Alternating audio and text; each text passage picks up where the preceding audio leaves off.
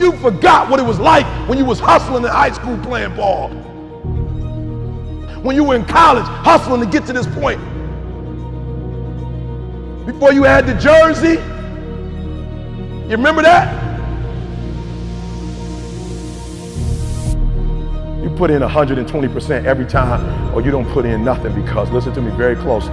Today, this opportunity you have, it might not be here next year. It might not be here the year after next.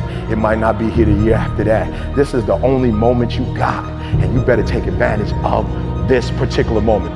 You might be sweeter than me. You might be bigger than me. You might grind. Listen to me, I don't know. You might have money. I don't know where you come from, but you will not outwork me. What Kobe said that blew my mind, Kobe said, I saw you in practice. Why would I pass the ball to you?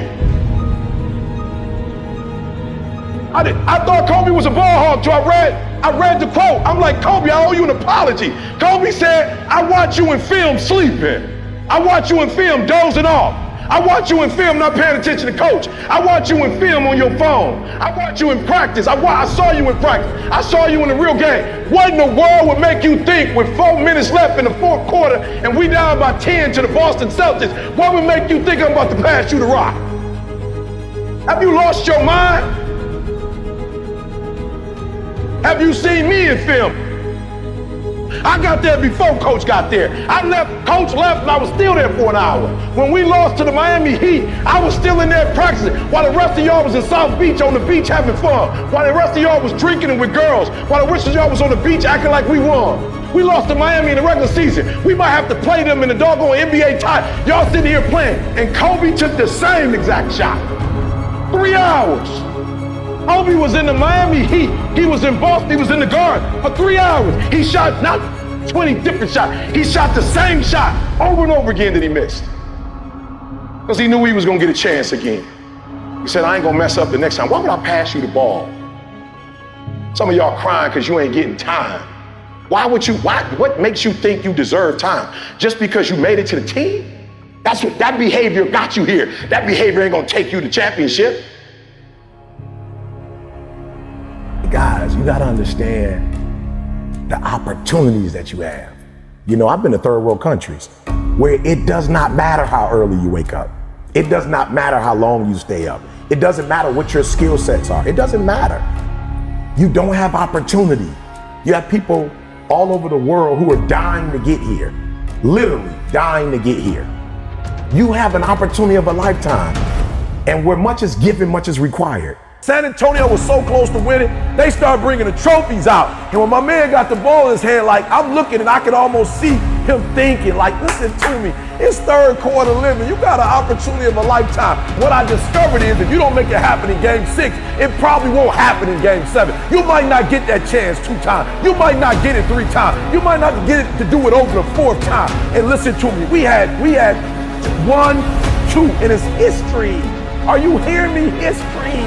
You talking about Tim Duncan with 5 going amongst the greats. You talking about San Antonio carving out another place of hit. You talking about 2 shots, the opportunity of a lifetime, and it was not seized. I'm telling you, you can't afford to have 1 more year where you just talking. You can't afford to have 1 more year where you just dreaming. Like, you listen to me, you can't afford this life and death. You cannot afford to be talking about it no more. Like, this is it. You got family members on the line. You got dreams on the line. You have opportunities on the line. Some of you got an opportunity of a lifetime and you playing scared. Some of you got an opportunity of a lifetime and you being timid. Some of you got an opportunity of a lifetime and you waiting on it. Listen to me. You got to impose your will. You got to take it to them. Some stuff in life, it's not free. They're not giving out success, but you can earn it. You can take it. I need you to take it. Your mama might be a millionaire. You might come from privilege. Your daddy might hook you up with a car. He might know people. He might be able to get you a job, but you will not outwork me. I'm a champion. We as a champion, we ain't trying to cut corners. We ain't trying to see how much we can do and still be successful. I got a standard. I want to be the best. And I love Steph Curry. Steph said, making shots and workouts is no longer good enough. Put this down, finish. Write that down, type that to yourself, execute. Put that down, finish, execute. Let me tell you something. They treat people differently who execute. Nobody care what you're doing in practice. They don't got nothing to do with nothing. That don't count. Now, it don't count what you're doing in practice. It don't count. It don't count what you do first quarter, second quarter, third quarter. The most important quarter is the one you like where you won. Write that down. Finish. Effort is not good enough. Ain't nobody paying you for effort. You don't get paid for effort. You don't get paid for trying. Some of you like, that's too much. Well, you're not gonna be a champion. Going up against other champions, you think you're gonna get 50%? You think you're gonna get 70%? You think you're gonna get 80? I watch y'all. Y'all good, but you need to be great in this league too. You're real good at what you do, but some of you don't finish. You look good in the first. You look good in the second.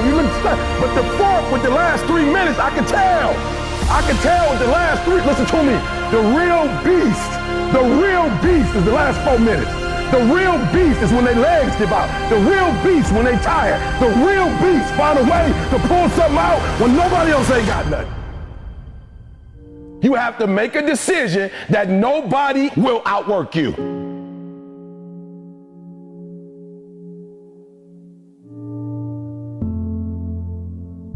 What you got to do in practice is 1, 2, 3. In practice. Not in the field. That's just, some of y'all, that's your problem. You think that you can dominate when the lights come on. If you can't dominate in practice, you can't dominate when the lights come on. I get up every morning at 3 o'clock. I dominate at 3 o'clock in the morning. I dominate when everybody's asleep. I dominate at 4 in the morning, 6 in the morning. At 8, I go back to bed. Why? Because y'all just getting up. I dominate in the dark. I dominate when nobody sees me. So I dominate in the light because I dominate in the dark. I'm just being real. MJ didn't have a game 7. It didn't matter if he was in Utah, he was in Chicago, if he was in Wisconsin, like the Bucks, it didn't matter. What Mike's mentality was, whoever we play, I'm going to dominate these individuals. That's what I'm going to do. Now, I'm not trying to be disrespectful, so I'm not going to say no other name because I don't want y'all to be like, I don't want to hear what my man got to say. But there are other guys who are good, who consider great, they go to game 7 and it takes the last second for them to win the game. Mike was like, 3-peat, nope, come back. Another 3-peat, dominating. So I need y'all to do me a huge favor. Like, I need you to eat, sleep, breathe, dominate. You can't win it if you can't see it. You gotta see each one. The vision. You gotta see yourself winning in practice. You gotta see yourself winning the game. The SEC East, you gotta see yourself. Then the championship, you gotta see yourself. Then the playoffs, you gotta see yourself. Wake up every single day. I was here before I was here. I was up this morning here. I've been here before. I was in this spot right here. I was talking from right here. I envisioned it. I saw it already.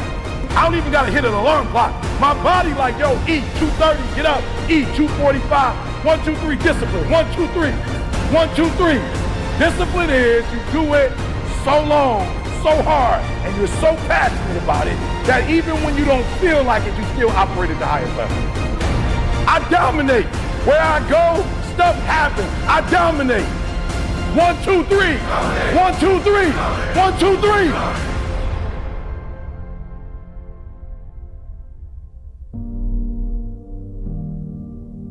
A real man in the dark, when nobody's watching, he putting in work.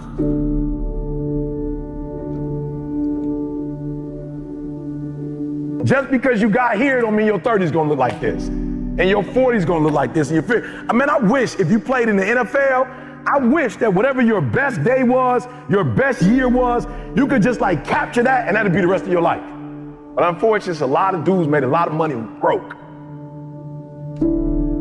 Most of the people who lost 30 million in 1 year, you don't get another year to make another 30 mil. If you know you're not gonna be here forever, then you're gonna treat how long you're gonna be here differently.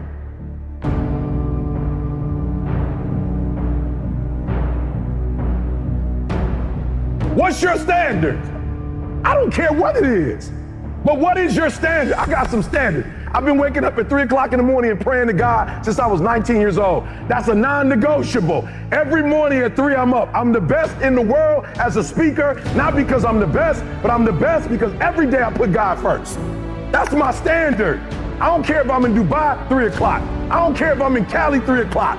I don't care if I'm down south, 3 o'clock. That's my standard. I've been married 31 years. I've only had sex with one woman my entire life. That's my standards. I'm not telling nobody else to do that, but my old dude wasn't in my life because he was running around having sex with everybody. I got siblings I don't even know. I just met my niece for the first time. She's 24 years old. So I'm like, I'm not doing what my dad did. My dad a high school dropout. I went and got my GED, then I got my 4-year degree, then I got my master's degree, then I got my PhD. And I ain't smart, but I set a standard so when my kids came in this world, their mama got a master's, their daddy got a PhD, they at least got to finish high school. I set a standard. Multi-millionaire as a speaker from the bottom up. I set a standard.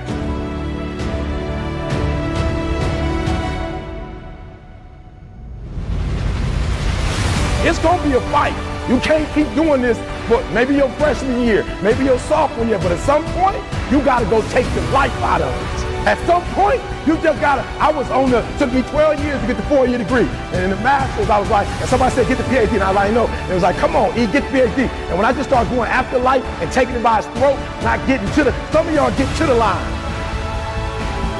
You gotta take that thing out, like you gotta take the breath out. So some of y'all are afraid of math. Go after it. Go get it. Don't run from it no more. Go get it. You go in there and go get that grade. You go in there and get that information so you can pass that class. You ain't got the money to go to school. You go write those letters and you go knock on those doors. Don't be scared. You need this degree. Go knock on those doors. Go get that scholarship. Don't be scared to ask. Knock on the door. Knock. Speak. Come on, ask, and it's gonna be given to you. You gotta go get it.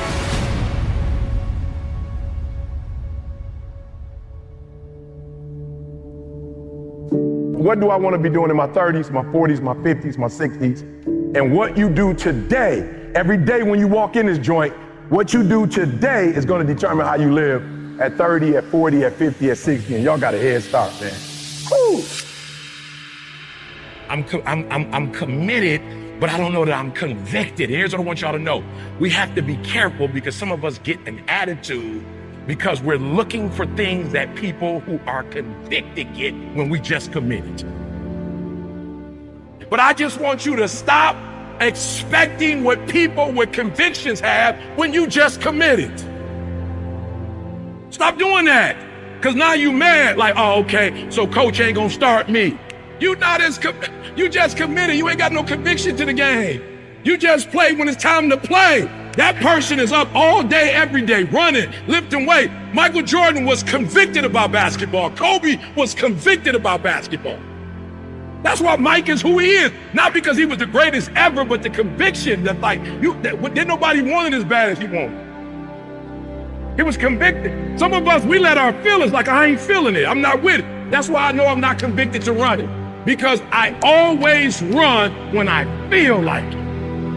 I never missed a day when I felt like it. I've never run, though, when I've not felt it. One of the things you have to do is operate in conviction and not commit. If you gonna win, if they gonna put your name and the number up there, you just can't play this game because there are other teams that want to do exactly what you gotta do. So what you gotta do in practice is 1, 2, 3. In practice. If you can't dominate in practice, you can't dominate when the lights come on. I get up every morning at 3 o'clock. I dominate at 3 o'clock in the morning. I dominate when everybody's asleep. I dominate at 4 in the morning, 6 in the morning. At 8, I go back to bed. Why? Because y'all just getting up. But I'm committed to it. Your everyday routine is clarity. Come on, we have a vision, we have a mission. We have a visionary, we have a mission. Our goal is to move the needle, not surround ourselves with loyal people who ain't competent. Guys, I see your true colors. A trial or a tribulation hit, and now you wondering if I'm gonna do what I said I'm gonna do, so now you're gonna switch the game up, okay? I want you to see where you are so you can make the adjustment. I need you to eat, sleep, breathe, dominate. We're not playing to the level of our competition no more. Everything you do is gonna be